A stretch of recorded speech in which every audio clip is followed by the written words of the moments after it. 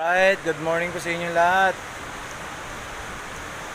Umagang tag-ulan dahil sa bagyo. Nandito po kami ngayon sa warehouse ng Santa Maria. Ito yung likod nila. Puro halamanan. May mga tanim sila rito. Ayan, oh. Oh, mga gulay. Malakas ang agos ng tubig. Gawa ng tuloy-tuloy na pag-ulan. Pero maganda. Ingat po mga kababayan natin dyan. Kasi yung tag-ulan, malakas. Grabe.